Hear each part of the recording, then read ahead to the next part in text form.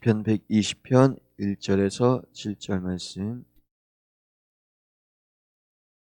함께 봉독하겠습니다. 내가 환난 중에 여호와께 부르짖었더니 내게 응답하셨도다. 여호와여, 거짓된 입술과 속이는 혀에서 내 생명을 건져 주소서. 속이는 무엇을 내게 주며 무엇을 내게 더할꼬. 방사의 날카로운 화살과 로뎀나무 숯불 이리로다. 회색에 머물며 계달의 장막 중에 머무는 것이 내게 화로다. 내가 화평을 미워하는 자들과 함께 오래 거주하였도다. 나는 화평을 원할지라도 내가 말할 때 그들은 싸우려 하는도다. 아멘. 할렐루야. 주님 앞에 영광 올려드리겠습니다. 또 우리 영상 예배 보는 분들 격려해 주시겠습니다. 할렐루야. 오늘 성경에 보면 오늘 성경부터는 이 성경이 짤막하게 나오죠. 그러면서 그게 우리 부제가 붙어 있는 게 뭐라고 붙어 있느냐 하면 성전에 올라가는 노래, 그렇게 돼 있어요. 그러니까 이 찬송은 이스라엘 백성들이 이제 하나님 앞에 예배하러 올라가잖아요. 이렇게 올라갈 때 그때 그냥 올라가는 게 아니고 바로 말씀을 묵상하면서 올라가는데 그 말씀에 리듬을 붙여서 또 우리가 잘 암송할 수 있도록, 우리 찬송가식으로 잘 암송할 수 있도록 그렇게 이제 성전에 올라가면서 말씀을 찬송으로 해서 부르면서 올라가는 거예요. 그래서 길면 또 암송이 안 되니까 짧게 해가지고 그래가지고 이제 찬송을 부르면서 올라가는 거예요. 그래서 이 시편은 대부분 다 우리가 찬송가 가사처럼 그렇게 이렇게 반복해서 부를 수 있도록 짧게 이렇게 암기하기 좋게 해놓았다. 그리고 또 이 시편은 왜 이게 은혜의 말씀이냐 하면 시는 항상 저 문장이 간결하고 그 다음에 함축된 문장이에요. 그렇기 때문에 이 시편은 하나님의 말씀이 우리 성도들이 잘 이해되면서 그러면서 이 시편을 암송할 때에 바로 함축된 문장이기 때문에 많은 은혜를 받게 되는 거예요. 그래서 우리가 시편은 우리가 신앙생활 할 때에 이것이 우리 신앙에 어떤 역할을 하느냐 하면 윤활유 역할을 하는 거예요. 그래서 이 짧은 그 시편, 그 다음에 함축된 문장, 그리고 또 리듬이 붙어 있기 때문에 이 시편을 가지고 우리의 신앙생활에 힘을 받는 거예요. 그러니까 우리가 시편을 항상 이제 얼마 있으면 시편 강의가 끝나는데요. 여러분들께서 잊어버리기 전에 한 번 더 집에서 이 시편을 1편에서부터 쭉 설교 말씀을 생각하면서 한 번 더 이렇게 읽어가시면서 그러면서 은혜를 받도록 그렇게 하시기를 바랍니다. 오늘 성경에 보게 되면 환난 가운데 주님 앞에 부르짖었더니 하나님이 응답해 주셨다 그래요. 그래서 이 말씀은 보게 되면 여기에서 세 가지를 우리 하나님께서 말씀하시는데요. 하나는 뭐냐면 우리 성도는 항상 기도로 사는 일생이 되어야 된다라는 것입니다. 특별히 환난이 오고 고난이 오고 역경이 올 때는 반드시 기도해야 된다라는 것을 우리에게 말씀하시는 것입니다. 내가 환난 중에 여호와께 부르짖었더니 내게 응답하셨도다. 할렐루야. 그런데 환난과 고난이 우리 성도들에게 오면 그러면은 기도하지 말라 그래도 기도하게 돼 있어요. 그래서 우리가 하나님께서 항상 우리에게 사인을 주시는 것은 고난이에요. 사인을 주시는 것은 환난이에요. 우리가 고난과 환난이 있을 때에 아, 이게 하나님 앞에 저주가 아닌가, 하나님 앞에 매맞는 게 아닌가 이렇게 생각하는데, 그런데 여러분 그렇게 생각하면 안 돼요. 이 고난과 환난 역경은 하나님께서 우리에게 영적으로 은혜를 주시는 거고 복을 주시는 거예요. 왜냐하면 우리가 하나님 앞에 복을 받는 것은 뭐냐? 하나님 앞에 애절하게 나와서 기도하기를 하나님이 원하시는 거예요. 하나님은 우리가 멀리 나가 있는 우리, 하나님께서 하나님으로부터 멀리 떨어진 우리를 어떻게든지 하나님께서 가까이 부르시는 것이 바로 인간은 축복을 주면은 멀리 가요. 그러나 고난을 통해서 멀리 간 영혼이 돌아오는 거예요. 그래서 우리가 환난은 항상 영적으로 보면 포장된 하나님의 축복이다 그래요. 그렇기 때문에 우리가 또 환난을 이기고 승리하면 하나님께서 영적으로 그리고 이 세상에 살면서 물질적으로 하나님께서 축복의 물꼬를 열어주시는 거예요. 그러니까 우리가 환난 중에는 무조건 하나님 앞에 기도해야 된다. 할렐루야. 환난 중에 부르짖으면 하나님께서 은혜와 축복을 하나님께서 응답으로 주시는 것이다. 그래서 내게 응답하셨도다. 그 다음에 두 번째로는 오늘 성경에 보면 3절에서부터 5절까지인데요. 이 3절에서 5절까지는 바로 거짓된 세상의 사람들은 화를 당할 수밖에 없다라는 거예요. 그래서 2절에 보면은 여호와여 거짓된 입술과 속이는 혀에서 내 생명을 건지소서 그래요.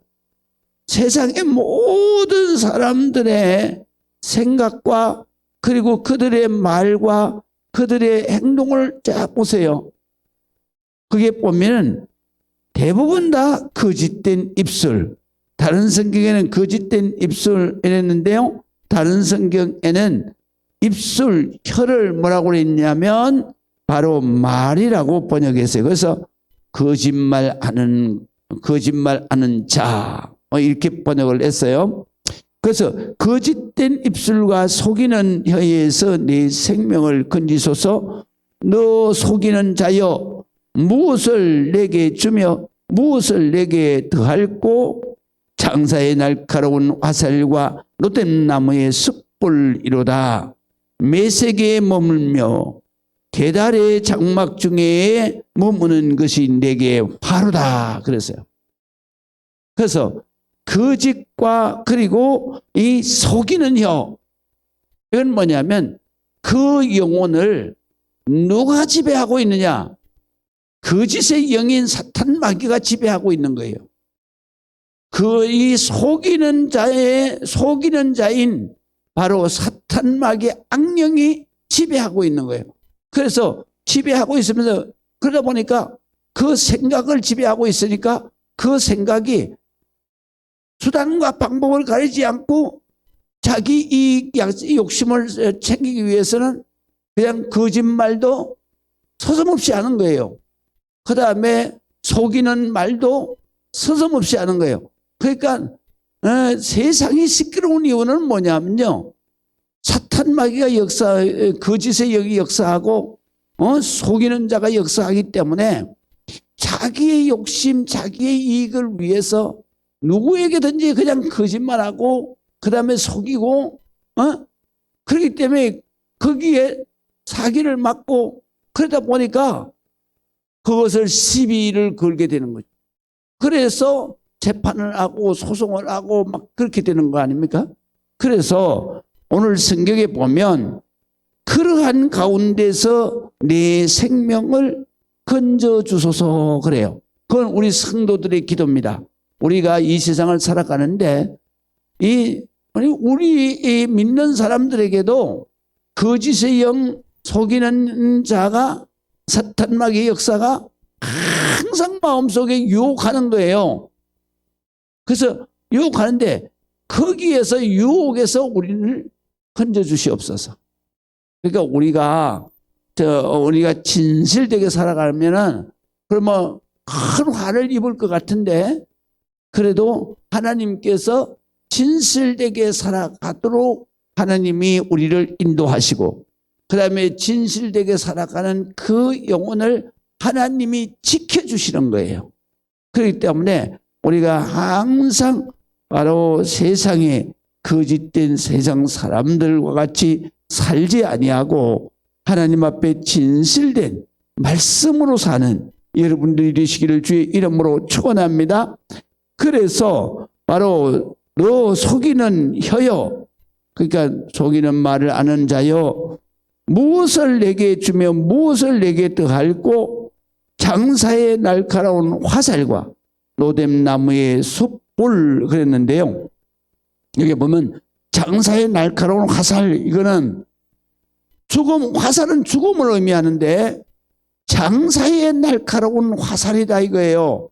그건 무슨 말이냐면 장사는 활 시위를 당기는 힘이 강하기 때문에 이 화살이 날라와도 치명적으로 죽는 거예요. 그래서 장사의 날카로운 화살이라는 것은 치명적으로 강력한 죽음의 화살이다.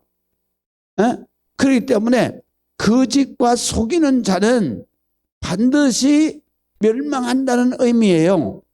또 뿐만 아니라 여기에 보면 로뎀나무의 숯불이로다 그랬어요. 로뎀나무는 사막에서 나는 작은 나무잖아요. 그런데 이 나무를 그 당시에 이스라엘 사람들이 거두어다가 뭐하냐면 땔감으로 쓰는데요. 그 땔감으로 쓰는 이유가 뭐냐? 이것은 이렇게 금불 같지 아니하고 이거는 아주 강한 화력을 가지고 있어요. 그래서 이 사막에서 자란 나무니까 얼마나 그 질이 단단하겠어요. 그러니까 그것이 바로 불을 지폈을 때에는 오래 가면서 아주 강한 화력을 가지고 있기 때문에 여기에서 보면 로뎀나무의 숯불이다 그렇게 하는 이유는 강한 그 불, 바로 불의 그런 화를 당한다 이 말이에요. 그래서 우리가 이 거짓과 그 다음에 속이는 것은 그것은 그 순간은 모멸하는지 몰라도 그의 삶은 결국은 멸망이고 결국은 바로 화를 당하는 것이다. 그래서 5절에 보면 매색에 머물며 계달 장막 중에 머무는 것이 내게 화로다 그랬어요. 여기는 매색과 계달이라고 하는 것은 뭐냐면 이방인의 땅이에요. 이방인의. 그러니까 하나님을 믿지 않고 하나님이 계시지 않는 곳에 사는 사람들은 누가 지배를 하겠습니까? 사탄막의 악령, 거짓의 영이 지배를 하고 그 다음에 그 영혼에게는 항상 속이는 사탄막의 역사가 지배를 하기 때문에 그렇기 때문에 거기 믿음 없는 사람, 하나님을 믿지 않고 하나님이 없는 땅에 사는 이방인들의 삶은 결국은 바로 사탄마귀의 지배를 받고 화를 당하게 되어 있다라는 것입니다. 그렇기 때문에 우리가 하나님 앞에 믿음으로 산다는 것만큼 큰 축복이 없는 거예요. 믿으시면 아멘.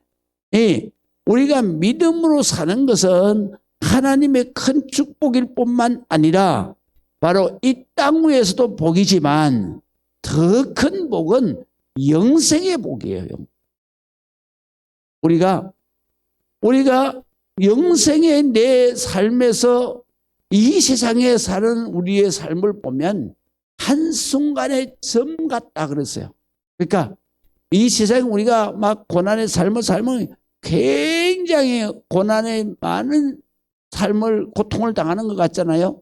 그런데 영생에서 보면 그거는 한순간의 일각의 점이다 그랬어요. 그러니까 한순간의 점과 같은 짧은 기간이. 그런데 이 짧은 기간 동안에 우리가 믿음으로 살면 영원한 축복의 시간이 영원한 축복의 역사가 우리에게 있기만. 그래서 우리가 이런 환난과 고난의 때에 왜 나만 당하는 꼴아니냐고 그렇게 하나님 원망하는 게 아니라, 아, 하나님, 정말로 내가 하나님 앞에서 멀리 떨어졌군요. 제가 이제 새벽 기도하겠습니다. 제가 이제 하나님 앞에 기도하면서 하나님 앞에 가까이 나가겠습니다. 매일 하나님 앞에 말씀으로 살겠습니다. 이렇게 하는 거예요. 그렇게 기도할 때 하나님이 기뻐하시는 것이죠. 그렇기 때문에 내가 화평을 미워하는 자들과 함께 오래 거주하였도다. 그러니까 우리 성도들도 이 세상 사람들과 함께 이 세상을 살잖아요. 그러나 우리가 이 세상 사람들과 구별되게 살아야 된다. 구별되게 사는 게 뭐냐? 나는 화평을 원할지라도 내가 말할 때 그들은 싸우려 하는도다. 그랬어요. 구별된 거예요. 왜냐하면 세상 사람들은 거짓과 속이는 것으로 우리를 고통을 갖다 주잖아요.